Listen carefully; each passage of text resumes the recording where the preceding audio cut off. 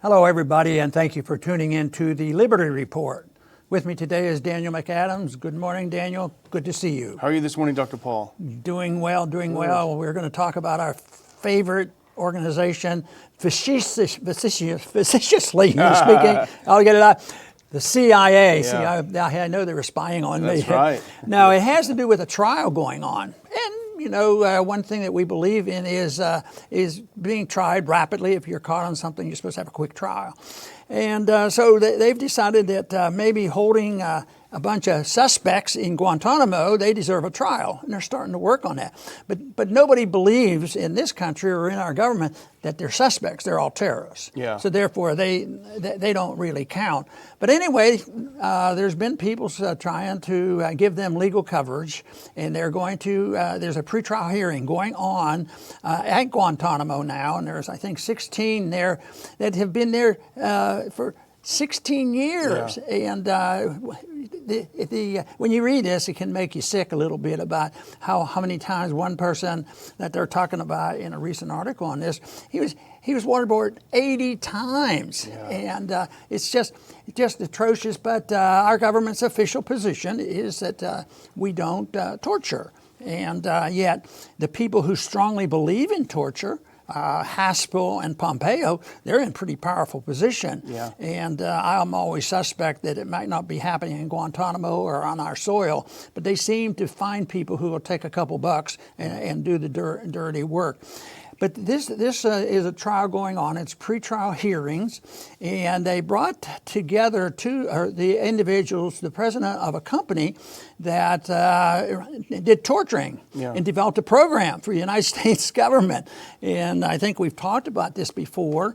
And this organization got an $80 million contract to devise a torture program. You'd think that if they were just in the torture business, that waterboarding people doesn't sound complicated. It's very evil, but it's not complicated. Anyway, they got $80 million, and technicalities were such that it was claimed they weren't using it correctly, and they lost their contract. But the individual that owned that company is being heard at these hearings, and he was actually brought to the hearings by the defense, even though he's still a strong believer in torture. So it's a can of worms. It's horrible. It brings out the evil of the CIA, the FBI, and more the CIA than the FBI, but also our foreign policy and the absence of justice, this justice system. This whole idea, they've committed acts of terrorism. Some of them, let's say they were, or they're being accused of, it's probably somebody in their own mind were shooting at Americans in their country because they in their own mind were defending their homeland. It's probably something like that. Anyway, although there's been people tried, the American people and all the politicians are hysterical if you think that they could and should, have a trial, find out who the really bad guys are, and put them in prison and deal with it. But that's not what happened. This is one step in a direction going that way, because if this continues, there could be a trial next January, but they've played with this off and on. They would do a little bit, and then they'd get tired of it, and they'd go away and do something else. But it's in the news right now, and I think it is a good time to talk about how our government operates and how the CIA. Of course, we could spend a couple days on that, and we do spend a lot of time on it. But this is just another symptom of how this thing works, and why the CIA doesn't deserve the type of power that they have. It is not a constitutional or legal or moral entity that we should permit. Yeah, the person we're talking about is James Mitchell, and he, along with his partner Bruce Jessen, they had a company. They're both psychologists, which is important. We talked about this in the show probably a couple of years ago. We've done so many of them, it's hard to remember. But, it's controversial because psychologists, like doctors, they do take an oath to do no harm. And so these gentlemen were, I won't use the word gentlemen, these people were hired by the CIA as psychologists to come up with a torture program. As you point out, $80 million they were paid. $80 million. Americans should be proud of this money, right? Paid to these guys. So what they did is they studied the military training programs that train military personnel how to resist torture. And they worked from that way. They worked backwards and reverse engineered it to come up with a torture program that could defeat these methods of resistance. And for that, they were paid the $80 million. They personally participated in waterboarding Khalid Sheikh Mohammed and others. They only, as you point out, they had the contract pulled because it became known what they were doing and what they had done, and there was a little bit of an outcry among some Americans, and so they were they had to stop the contract. But he's in court. He's testifying in the pretrial hearing for Abu Zubaydah. As you point out, he was tortured 80 times, at least 80 times, waterboarded. And this is an article that we saw on NPR talking about the pretrial. And he points out that he thought, well, that's probably about enough. 79 is probably about enough times. And the CIA said, no, we got to do another one. And Zubaydah said, everything that he knew, he kept telling, no, there's going to be more, there's going to be more. One more time, and Mitchell said, okay, but you guys got to come down and watch this. So they all came down in this room, senior CIA officials, Mitchell, the others. They torture the guy another time. He's in convulsions. He's crying. He's in tears. He said even people in the room were in tears that were watching it. But, by golly, it was all worth it. It was all good. Even Mitchell admitted that, too, yeah. the hard-nosed torturer. But, he's still a torturer. He still believes in it. But his explanation is, the only thing that happened was they didn't know their limits because the rules are there and they should have limits. I don't know, maybe 81 was the limit. Yeah. Maybe the other thing is to make the American people watch or make the president go down and watch and make other people watch what's happening, and maybe they'd have a change of mind. There were a few smart alecks who, while this was going on in the media, said, waterboarding is no big deal, I'll do it, but they didn't do so well with it. Yeah. Just the thought of it is sickening, especially since they have no idea who's guilty and who's not, and they say there should be limits, but they say it's legal. Who made it legal? Yeah. And is it helpful? No, I don't think it's helpful. There's never been proof. We've had people on the program which said that they were involved in it and they never got good results from torture. There were other ways to get the information. Not necessarily immoral, but it's a system that shouldn't be part of American exceptionalism. This is exceptionally bad, and the American people ought to know about it. But it's easy to be diverted from this. I think people who support or endorsed torture and knew about it, that's a serious infraction of their constitutional oath, as far as I'm concerned. Back in 2017, Mitchell and Jessen were sued by the ACLU on behalf of a group of tortured detainees. And it was the first time that psychologists were held into account for using their training in psychology to actually harm people. And it was pretty interesting, and I think that's when we talked about it back in 2017.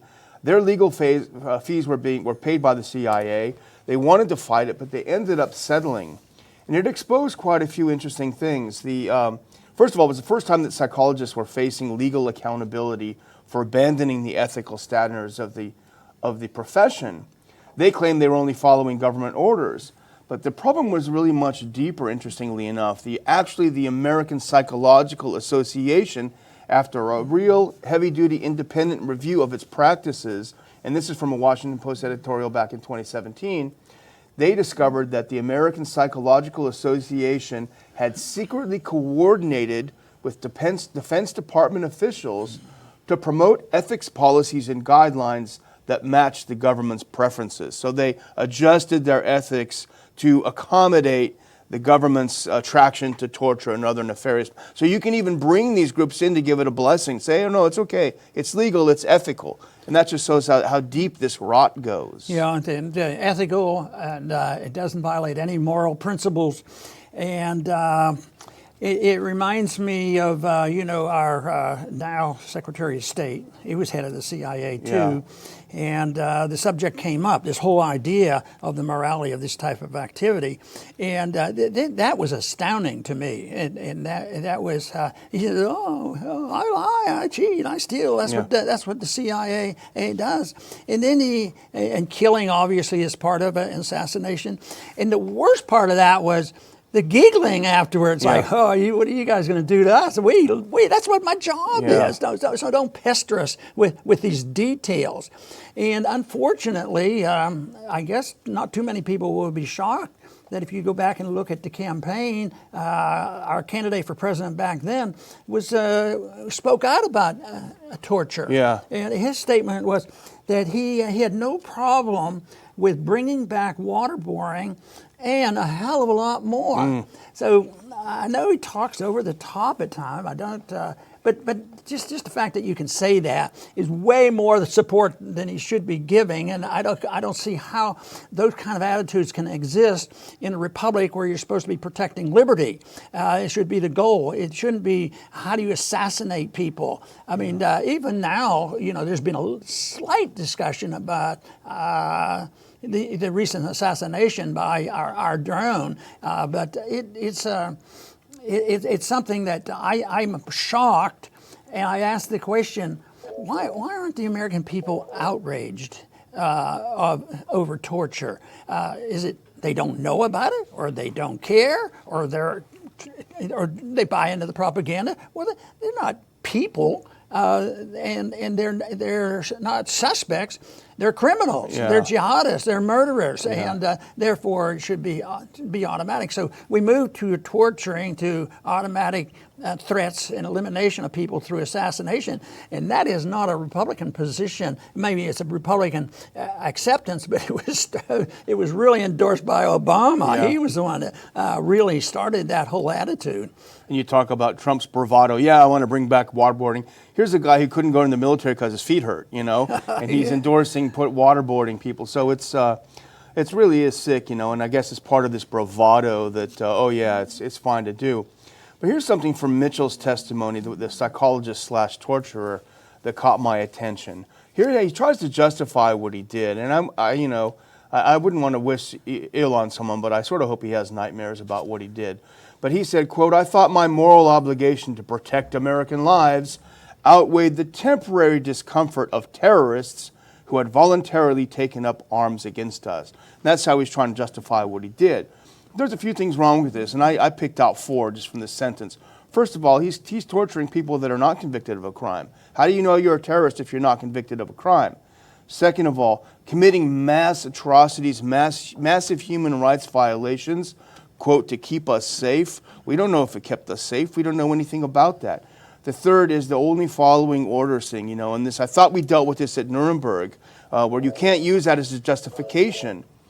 And the final thing was, and this is maybe a little more controversial, did the 9/11 attacks happen in a vacuum? And you've talked about this, it's blowback. They didn't wake up all of a sudden one morning and say, you know what, those Americans are so free and so nice and so happy, we're going to have to fly some planes in their buildings. There were antecedents, and it had to do with U.S. foreign policy. So if you want to strike at the root of these problems, it's not the terror or the torture program, it's looking back, as you would say, on our foreign policy. In many ways, the explanation for doing this from Haspel is very similar, because she was pushed, and she really wasn't answering the question, where do you this authority? Do you still believe in this sort of thing?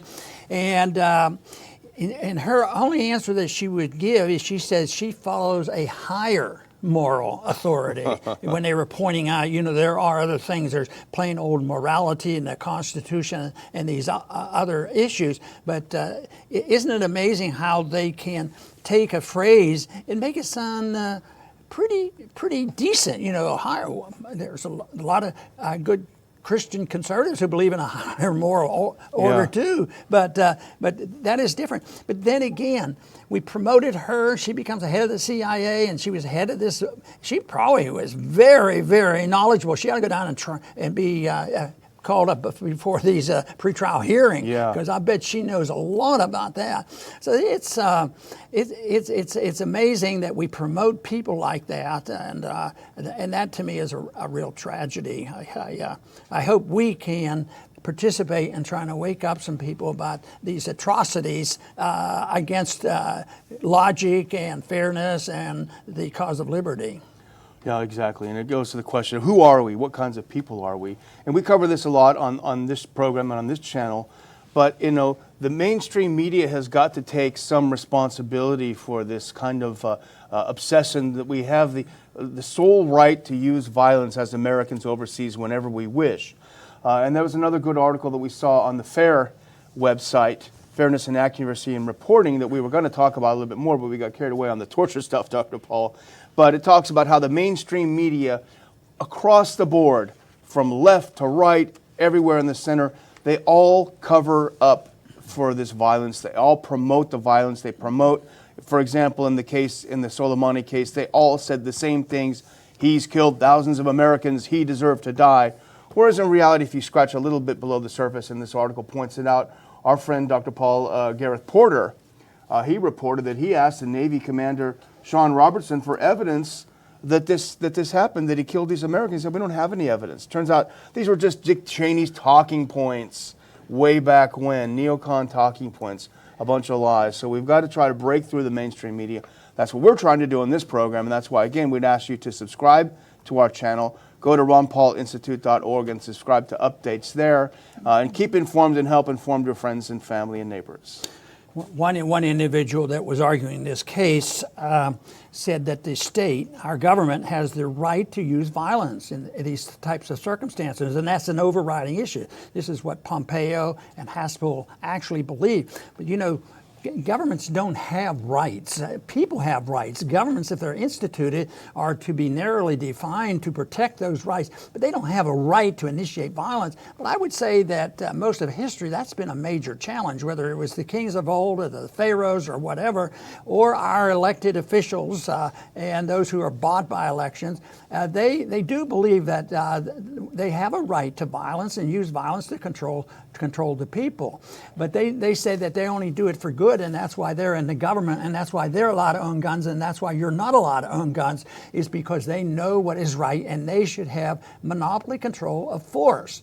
And of course, that leads to bad times, bad economic times, it leads to conflicts with other nations, and it leads to internal conflicts within one's country.